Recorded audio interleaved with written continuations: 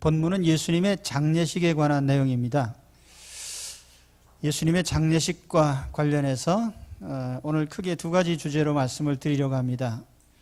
첫째는 예수님의 장례식을 거행했던 아리마대 요셉과 니고데모에 대한 내용입니다.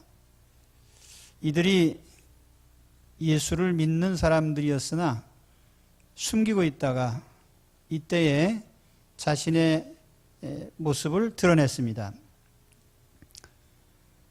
또 한 가지는 예수님 장례식이 가지는 의미와 그 교훈에 대해서 말씀을 나누려고 합니다. 먼저 예수님의 장례식을 거행했던 아리마대 요셉과 니고데모에 대한 얘기를 좀 나눠보겠습니다. 두 사람은 다 공회원이고 존귀한 사람입니다. 유대 사회에서는 가장 탁월한 신분을 가진 사람들이죠. 아리마대 요셉이라는 이름은 아리마대 출신의 요셉이라 그런 뜻입니다. 아리마대는 구약의 사무엘의 고향인 라마다임이라는 지명과 같은 곳으로 봅니다. 그는 공회원입니다. 유대 사회에서 70여 명밖에 안 되는 아주 가장 높은 직책의 사람들이죠. 또 그는 부자였습니다. 심성도 매우 정직한 사람이고 하나님의 나라를 기다리는 사람이었다. 성경은 그렇게 설명을 합니다. 스스로 주님의 제자로 여겼던 사람입니다.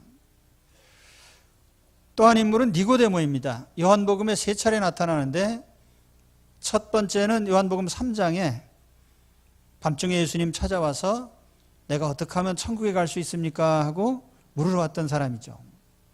천국에 관심이 많은 사람이에요. 또 요한복음 7장 50절에 보면은 산헤드린 공회가 예수를 처벌하려고 할 때에 그것을 정당하지 못한 것으로 막은 사람이죠. 그리고 오늘 말씀해 보면 예수님의 장례식에 다시 모습을 드러냅니다. 이 두 사람의 공통점은 숨은 신앙을 이제 마지막 순간에 드러내고 있다는 점이에요. 무엇인가 감추고 있다가 드러내는 것을 요즘 사람들은 커밍아웃이라고 하더라고요. 커밍아웃.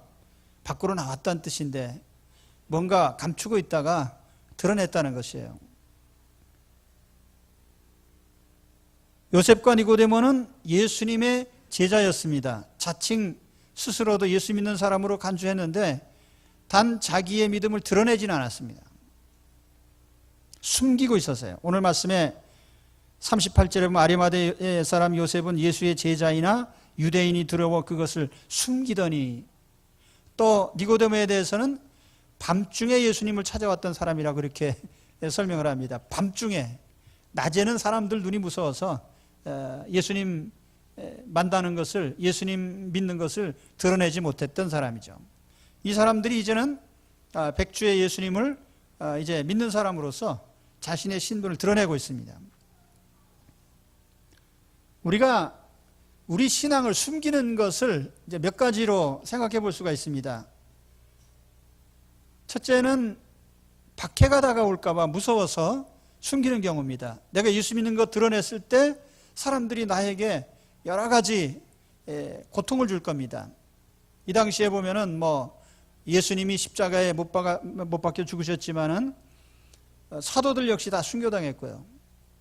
예수 믿는 사람들에 대한 심적인 또 물리적인 여러 가지 고통과 박해가 있었습니다. 출교당하는 것도 유대 사회에서는 아주 심각한 것이었는데, 왜냐하면 공동체에서 일체의 교제를 하지 않기 때문에 출교를 당하면 사실 죽은 것이나 다름없어요. 그래서 이런 것이 두려워서 아리마대 요셉이나 니고데모나 다 예수 믿는 것을 숨겼던 것입니다. 또 하나는 우리에게 다가오는 불이익이죠. 아리마대 요셉이나 니고데모나 사회적으로 대단한 신분을 가진 사람들입니다. 많은 사람들로부터 존경을 받고 인정을 받고 그런 사람들인데 예수 믿는 것 때문에 하루아침에 그 신분을 박탈당할 수 있고 또 재산상의 손실을 입을 수도 있고, 그래서 심적으로나 사회적 신분상으로 많은 불이익을 당할 수가 있어요. 그래서 사실은 자기들이 예수 믿는 것을 숨겼던 것입니다. 또 세 번째, 많은 사람들이 가지고 있는 또 한 가지는 내 삶의 변화에 대한 두려움이죠. 예수 그리스도를 믿었을 때 우리에게는 불가불 변화가 올 수밖에 없습니다. 만일 가짜로 믿었다면 변화가 없을 거예요. 그러나 정말 내가 예수님을 중심에서 나의 구주로 모셔드렸다면 그 순간부터 나는 변화될 수밖에 없습니다. 내적인 변화가 와요. 가치관의 변화, 현세 중심에서 내세를 바라보는 내세 중심의 안목, 또 돈 중심에서 생명 중심으로, 육신에서 영혼으로, 일시적인 것에서 영원한 것으로 우리의 내면적인 변화가 온단 말이에요. 또 뿐만 아니라 외형적으로도 변화가 옵니다. 취미가 달라지고 사람을 대하는 모습이 달라지고 언행이 달라집니다. 가정생활이나 직장생활이나 사회생활이나 모든 생활 태도가 달라지죠. 이렇게 변화된 모습이 일어나는 것을 사람들이 두려워합니다. 아, 저 사람 교회 가더니 사람 변했네, 달라졌네, 이런 말을 듣는 것을 매우 두려워해요. 그래서 어떤 사람들은 내가 예수 믿었어도 변하지 않은 걸 자꾸 보여주려고 그래요. 하나님 우리에게 강제로 변하게 하시는데 변하지 않은 것을 보여주려고 하면 그건 신앙에 대한 저항이죠. 어쨌든 이런 것이 우리가 예수 믿는 것을 숨기게 하는 하나의 원인들입니다. 이렇게 숨어서 믿던 요셉과 니고데모가 갑자기 본색을 드러냈습니다. 예수님 시신을 주시오. 사실은 이 요구가 대단히 위험한 것이었어요. 예수를 죽이라고 하던 사람들의 그 분노가 아직도 살아있고, 예수님을 재판하고 죽이려던 사람들이 아직도 예수 믿는 사람들을 죽이려고 지금 이렇게 불을 켜고 있는데, 예수님의 시신을 가져다가 정중히 장례식을 하고 드러내놓고 이렇게 하는 것은 내가 예수님의 사람이라는 것을 나타내는 것이거든요.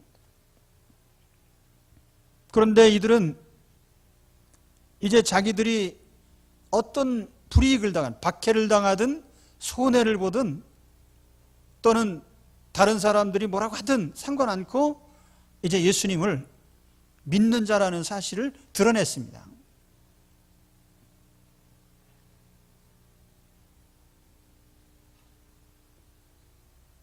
이 원인이 어디 있을까요? 아마 전체적으로 보면은 예수님의 죽으심을 시종 지켜본, 아마 시종일관 예수님을 관찰한 결과이겠죠. 그러나 가장 결정적인 것은 아마 예수님의 십자가 죽음이 아니었나 생각합니다. 예수님께서 아무 저항도 하지 않으시고 십자가에 달려서 죽으시는 그 모습을 볼 때에 아마 마음에 대단한 깨달음이 있었을 것입니다. 니고데모가 한밤중에 요한복음 3장에 보면 예수님을 찾아왔습니다. 그때 니고데모는 공회원이고 부자이고 사회적 신분이나 모든 것이 갖춰져 있지만 마음의 공허함, 이걸 떨쳐버릴 수가 없었어요. 세상 떠날 때쯤 되면요, 사람들의 마음속에 다 이런 마음이 생깁니다. 아, 내가 내 인생을 어떻게 살았나? 이거 헛산 거 아닌가? 내 인생에 남은 게 뭔가? 뭐 대개는 세상에 남겨둔 가족들이나 뭐 자기가 이룬 사업이나 어떤 이런 결과물들에 대해서 생각을 합니다만은 니고데모는 다 갖췄단 말이에요. 그래도 마음에 공허했습니다. 내세가 없는 사람, 영생에 대한 확신이 없는 사람은 인생 전체가 공허한 것뿐이에요. 저도 그런 생각을 가끔 합니다. 내가 지금까지 살아오는 동안 정말 내가 영생이 없고 내세가 없다면 내 인생은 얼마나 허망할 것인가. 그래서 니고데모가 밤중에 찾아와서 예수님께 질문한 겁니다. 내가 어떻게 하면 천국에 들어갈 수 있을까요? 근데 예수님께서 사람이 거듭나지 않으면, 네가 거듭나지 않으면 천국에 갈 수 없다. 거듭난다는 게 또 무슨 소린가? 내가 우리 어머니 뱃속에 또 들어갔다 나와야 됩니까? 네가 성령으로 거듭나야 된다. 물과 피로 거듭나야 된다. 그러시면서 주님께서 요한복음 3장에 보면은 여러 가지 이해하기 힘든 말씀을 많이 하셨어요. 이제 인자가 나무에 달려 이렇게 들리지 않으면 안 되겠다.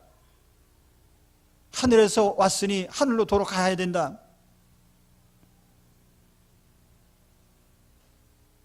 이런 여러 주님의 말씀에 대해서 니고데모는 사실 이게 무슨 뜻인지 잘 알지 못했어요. 그런데 예수님이 십자가에서 죽으시는 모습을 바라보며 십자가로 향하여 가시는 그 주님을 바라볼 때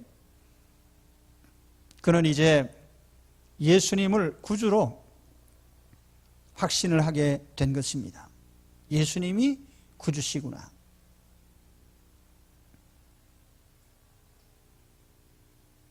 십자가를 바라보시기 바랍니다. 주님의 십자가 앞에서 우리는 예수님이 구주이신 것을 깨달아야 돼요. 그리고 깨닫게 됩니다.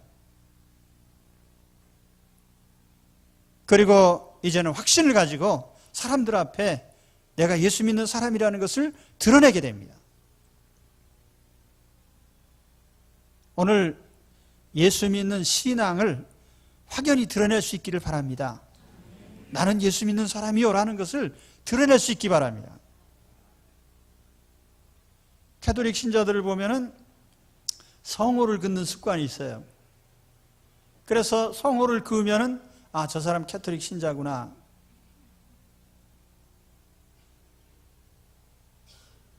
그것이 단순한 것 같지만 사람들 앞에 나는 주님을 믿는 사람이요라고 하는 하나의 표시거든요. 예수 믿는 사람은 특별히 그런 기호가 외면적으로 없습니다. 그래서 그런지 신앙을 드러낼 수 있는 기회가 좀 없어요. 그러나 분명히 말씀드릴 것은 우리의 믿음이 드러나지 않으면 감춰진 신앙으로는 우리가 어떤 이적이나 어떤 결과물도 얻기 어렵다는 것입니다. 우리 주님께서 하신 말씀도 사람들 앞에서 너희가 나를 시인하면 나도 사람들 앞에서 하나님 앞에서 너를 시인할 것이지만 내가 시인하지 않을 때 나도 시인하지 않겠다고 했어요.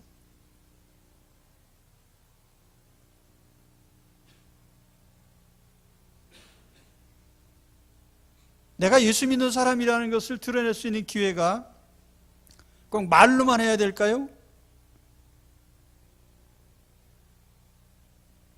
니고데모나 아리마대 요셉이 나 예수 믿는 사람이요 라고 말은 안 했을 겁니다. 그러나 예수님의 시신을 가져다가 정성껏 장례식을 거행할 때에 이미 그가 예수님의 사람이라는 것은 만천하에 알려진 거죠. 하루 세끼 밥 먹을 때마다 감사 기도를 합니다. 제가 안 믿는 사람들과 함께 여행을 한 적이 있는데 굳이 내가 나 예수 믿는 사람이라는 것을 말할 필요는 없죠. 그러나 밥 먹을 때마다 하나님 앞에 감사의 기도를 하고 또 다른 사람들이 또 어떤 것은 부득이 또 그럴 수도 있어요. 술 먹는 자리에서 술 안 먹는다든지. 그러니까 질문을 받습니다. 장로님이십니까? 목사님이십니까? 예, 나는 예수 믿는 사람입니다.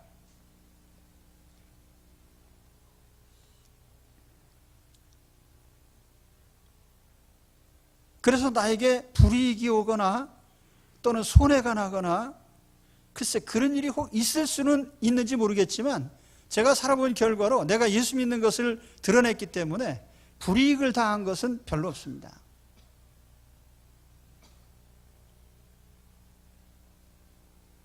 그러나 혹 불이익이 있다 해도 그것은 내가 우리 예수님을 믿음으로 말미암은 영생이나 천국을 얻은 것에 비하면 내가 손해 입는 것은 아무것도 아니에요.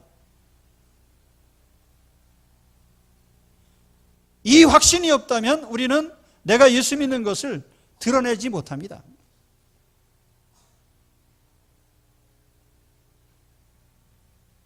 오늘 어떤 마음에 고민이 있고 두려움이 있습니까? 고난을 받습니까? 실패를 했습니까? 무거운 짐이 있습니까? 죽음이 두렵습니까? 십자가에 달리신 예수 그리스도를 바라보시기 바랍니다. 나를 위해 십자가에 달리신 주님을 바라볼 때 그 주님의 모든 속죄적인 사역, 주님의 행적, 그걸 볼 때에 아, 이분은 구주시구나. 내가 예수님을 믿는 것이 조금도 부끄럽지 않을 뿐 아니라 그거보다 더 자랑스럽고 기뻐할 일이 없습니다. 세상에서도 우리가 그러잖아요. 내가 어떤 저명 인사하고 알고 지내고 친하게 지내고 자랑스럽죠. 내가 아무개를 친하게 잘 알고 있어요. 우리가 하나님의 아들이신 예수 그리스도와 친하게 지내고 주님을 알고 있고 주님과 하나의 삶을 하나 된 삶을 살고 있다는 것이 얼마나 자랑스럽고 그것이 귀한 일입니까? 그걸 남에게 나타내는 것이 결코 부끄러운 일이 아니라 십자가의 도가 멸망하는 자들에게는 미련한 것이요 구원을 받는 우리에게는 하나님의 능력이라. 오늘 여러분 예수 그리스도를 믿는 하나님의 사람인 것을 만천하에 드러내시기 바랍니다. 오늘 날짜로 이제 커밍아웃을 하세요. 안 믿는 것처럼 살지 마시고요. 이제는 주님의 사람인 것을 자랑스럽게 드러내십시오. 숨은 신앙 가지고 숨어 지내는 신앙 가지고는 무엇인가 할 수 없어요. 그래서 이제 니고데모나 요셉도 아리마대 요셉도 이제는 더 이상 숨을 수가 없어요. 주님을 위한 마지막 봉사가 뭐예요? 장례식 거행하는 거죠. 그래서 그들은 용기 있게 이제 시신을 달라 하고 장례식을 거행을 했던 것입니다. 오늘 예수 그리스도 안에서 내가 주님의 사람인 것을 항상 자랑스럽게 드러내시기를 축원합니다. 내가 예수 믿는 것을 자랑스럽게 나타낼 때에 주님도 나를 자랑스럽게 만드실 것입니다.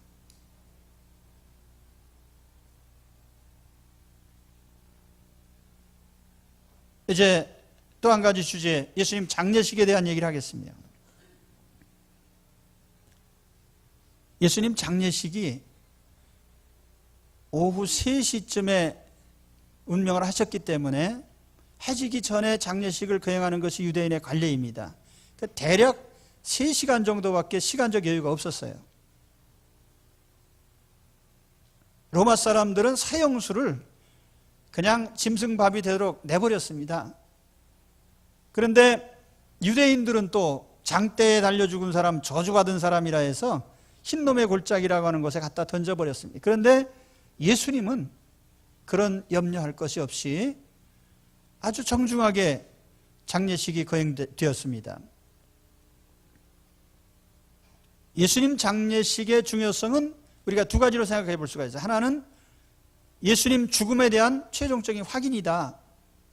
죽음을 확인한다는 건 확실히 죽었다 그 뜻인데 그것이 왜 그렇게 중요한 것인가? 만일 예수님이 장사되지 않았다면은 예수님의 부활을 의심하는 자들에게 빌미를 줬을 겁니다. 그러지 않아도 신학자들 가운데 혹은 자유주의를 주장하는 사람들 가운데는 예수님의 부활을 안 믿는 사람들이 많아요. 그래서 어떤 사람은 예수님이 기절했다가 깨어났다 그렇게 말하는 사람도 있어요.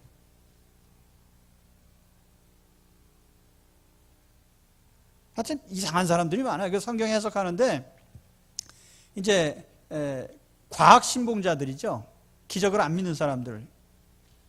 이런 사람들은 성경을 아주 이상하게 해석해. 예를 들면 예수님이 물 위로 걸어가셨다 뭐 이런 거를 갖다가 제자들이 졸다가 눈 떠보니까 저기 저 지평선으로 걸어가신 예수님이 마치 물 위로 걸어가는 것으로 착각을 했다 뭐 이런 식으로.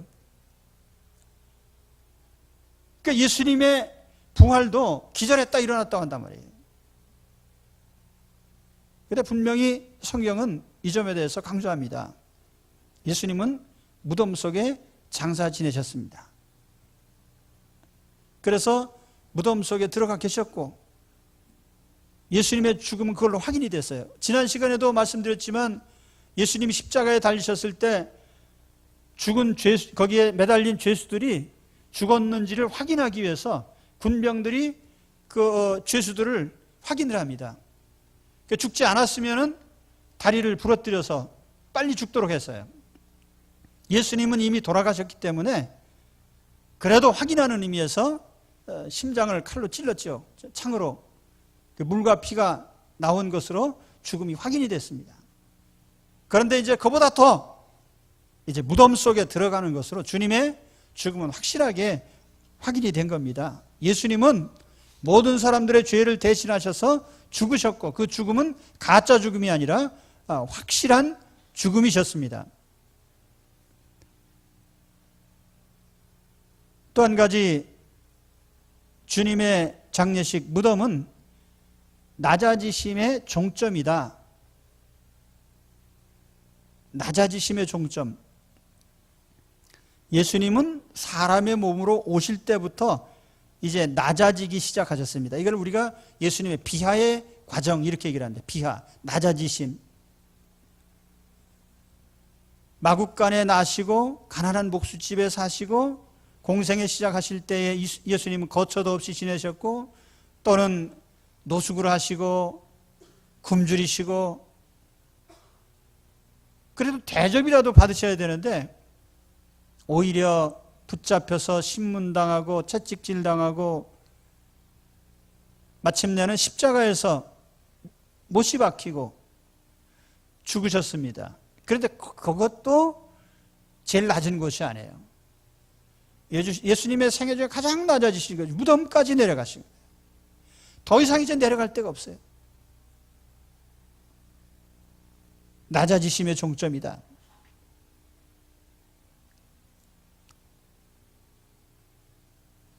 그런데 이와 같은 사실들이 다 구약 성경에 예언이 됐던 사실들입니다.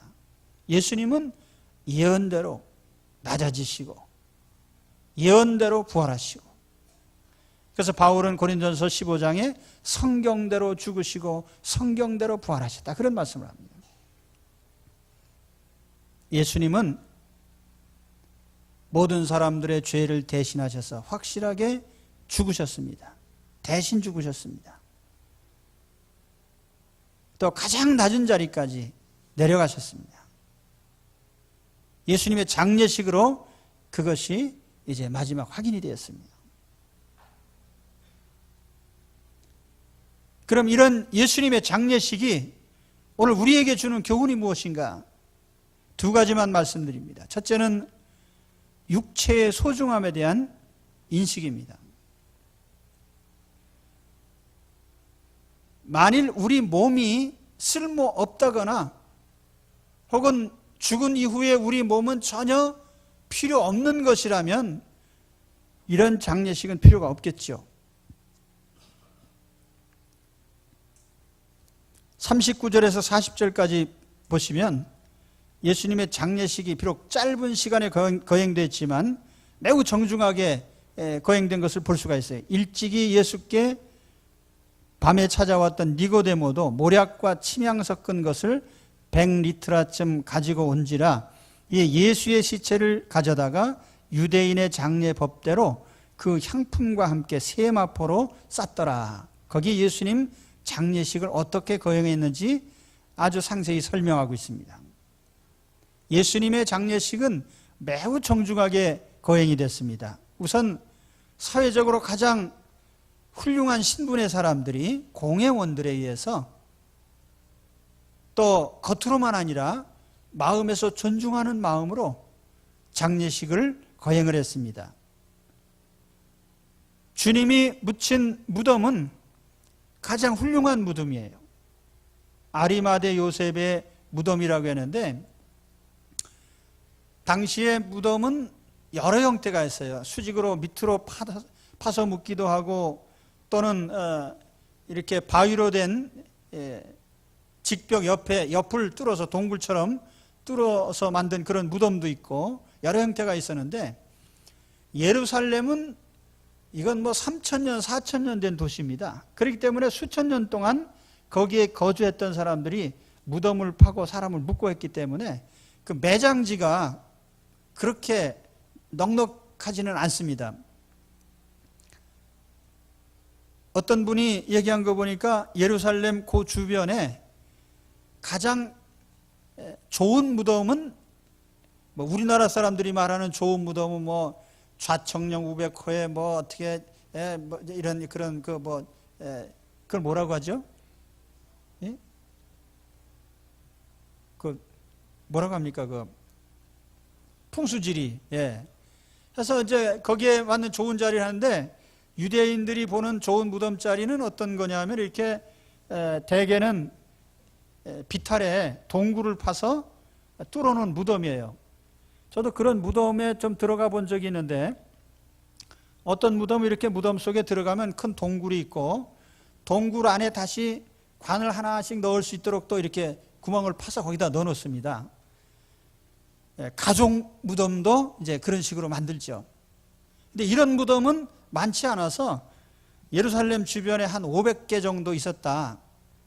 근데 아리마대 요셉이 공회원이고 부자이기 때문에 그 좋은 무덤 자리를 거기다 마련해 놓고 있었어요. 그리고 그 무덤은 아무도 장사 지낸 적이 없는 새 무덤이에요. 예수님의 장례식을 위해서 하나님께서 예비하신 것입니다.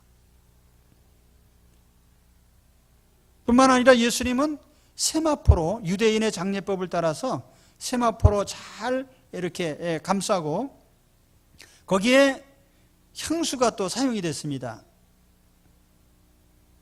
침향을 섞은 향품을 100근이나 사용했다. 여기 예전 성경에는 100근이라고 했고 개역 개정판에는 100리트라라고 했는데 그 한 리트라가 대략 300g 정도 됩니다. 300g이 조금 넘는데 100리트라면은 약 30kg 정도 되겠죠. 그러니까 상당량의 향료입니다. 역사 기록에 보면은 헤롯 왕의 장례 때에 사용된 그 향료를 운반하는 인부가 500명이나 됐다고 하는데 그 시신에 향료를 뿌리는 것이 매우 중요한 절차였어요. 예수님의 장례식에 절차상 필요한 것은 다 사용을 했습니다. 매우 존귀하게 장례식이 거행이 됐어요.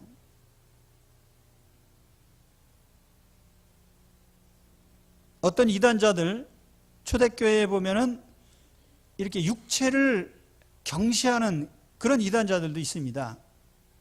그래서 사도 요한이 쓴 글에 보면은 예수님께서 육체로 오신 것을 부인하는 자마다 다 이건 이단자들이라고 했는데 그 말씀이 육체를 경시하는, 그래서 예수님이 몸을 가지고 오셨지만 예수님의 몸은 가짜 몸이다. 이 가현설이라는 그 신학적인 용어를 씁니다. 거짓 가짜에서 가짜로 몸을 입고 오신, 가짜로 나타나신 예수님. 사실은 예수님은 영혼만 중요하고 육체적인 예수님의 몸은 예수님 몸이 아니다. 뭐 이런 식으로. 그러나 사람의 몸은 매우 소중합니다. 소멸되어 없어질 존재가 아니에요. 그래서 하나님이 창조하실 때, 아담을 지으실 때 보면은 영혼만 지으시지 않고 몸을 지으시고, 사도 바울은 우리 몸을 가리켜서 너의 몸은 하나님의 영이 거하는 거룩한 성전인 것을 알지 못하느냐. 우리 몸이 하나님의 성전이에요. 대단히 소중합니다. 몸을 함부로 간수해서는 안 되는 거예요. 우리 몸은 매우 소중한 거예요. 이 육체에 대한 인식을 새롭게 해야 됩니다.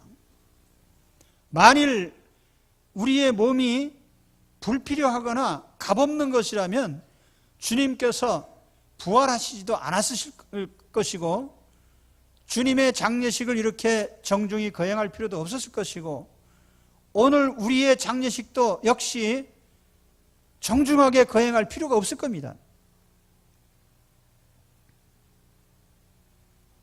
바울은 우리의 몸이 장차 어떻게 될 것인지 고린도전서 15장에서 밝혀주고 있는데, 우리의 몸이 장차 신령한 몸으로, 강한 몸으로, 썩지 않을 몸으로, 영원한 몸으로 다시 부활하게 된다고 말씀하셨어요. 내 몸을 한번 만져보시기 바랍니다. 손을 한번 만져보세요. 내 몸. 이 몸이 말이죠, 굉장히 소중한 거예요. 이게 소중하지 않으면 갖다 버리겠지, 뭐. 이 장례식 할 때 보면은요, 그 사람이 가진 사고방식이나 가치관을 볼 수가 있는데, 저 티베트 사람들은 장례식 할 적에 몸을 갖다가 칼로 쪼개가지고 독수리밥으로 내줍니다. 이 사람들의 사고방식은 윤회사상이거든요.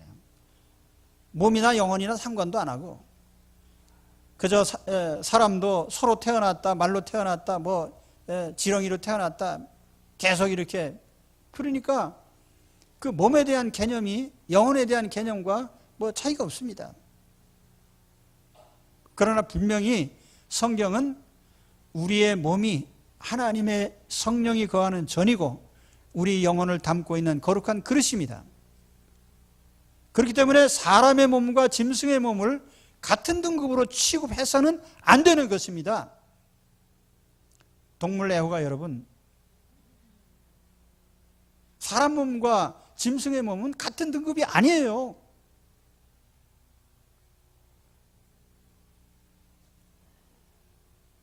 동물을 사랑하는 건 좋지만 사람 등급으로 올리지는 마십시오. 그래서 고린도전서 15장에 바울은 얘기하기를, 몸도 몸 나름이지 하나님께서 주신 등급이 있다는 거예요. 여러 등급이 있어요. 근데 비유적으로 말하면 해의 영광, 달의 영광, 별의 영광이 다른데 별과 별의 영광도 다르다. 오늘 우리의 몸이 가장 높은 등급의 하나님 주신 거룩한 몸인 것을 아시기 바랍니다. 그러니까 우리가 장례식을 정중하게 거행하는 거예요. 우리 몸의 소중함에 대해서 다시 한번 인식을 하시기 바랍니다. 몸을 함부로 건사하면 안 됩니다. 두 번째, 주님은 임시로 매장이 되셨어요. 41, 42절에 보면 예수께서 십자가에 못 박히신 곳에 동산이 있고 동산 안에 아직 사람을 장사한 일이 없는 새 무덤이 있는지라, 이날은 유대인의 준비일이요 또 무덤이 가까운 거로 예수를 거기 두니라. 장사 지냈다고 하니까 거기 뒀다, 그렇게 얘기를 했습니다. 남의 무덤에 묻히셨어요. 예수님이 아브라함처럼 매장지 사지도 않고 남의 무덤에 임시로. 왜냐하면 사흘 후에 다시 일어나실 것이기 때문에 그렇게 오랫동안 무덤이 필요 없습니다.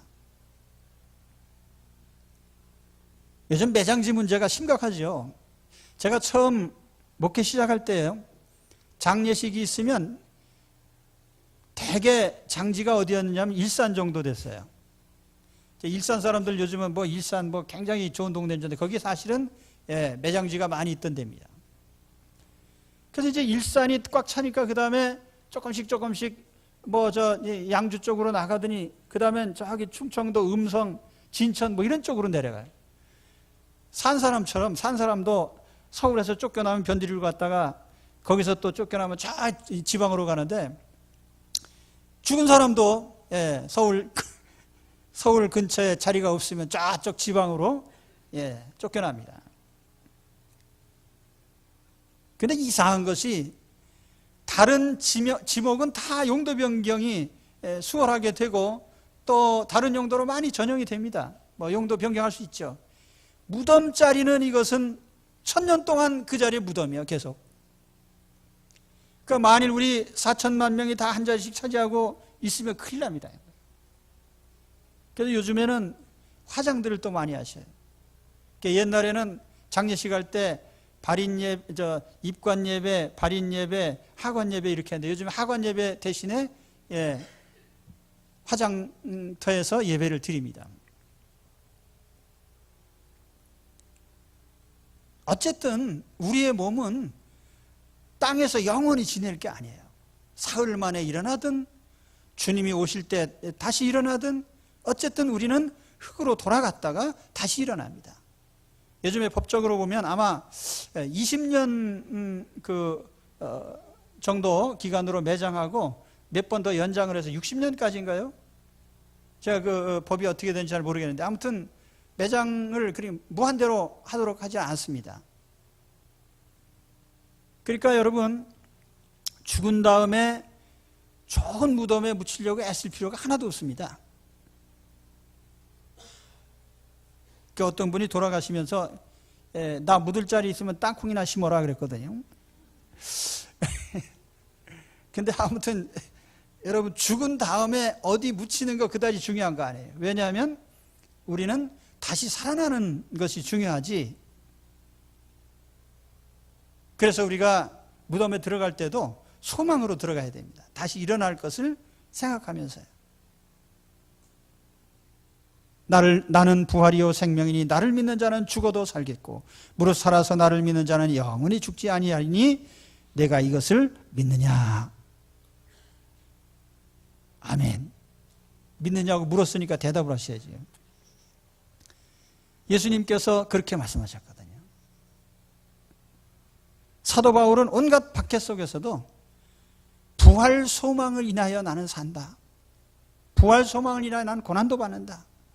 부활 소망 때문에 나는 주의 일을 하고 있다. 예수님 장례식은 정중히 거행됐지만 사흘만 계셨어요. 사흘만. 이 사흘이라는 기간은 어떤 면에서 보면 오늘 우리가 땅에서 흙으로 돌아가서 지내는 기간이 사흘에 비유될 수도 있어요.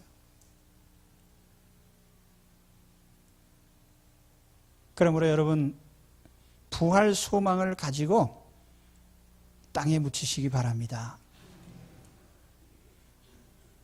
다른 사람을 묻든지 나를 묻든지.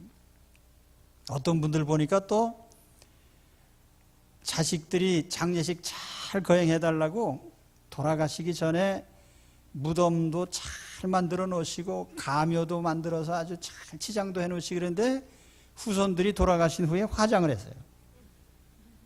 산 사람 마음이라니까요.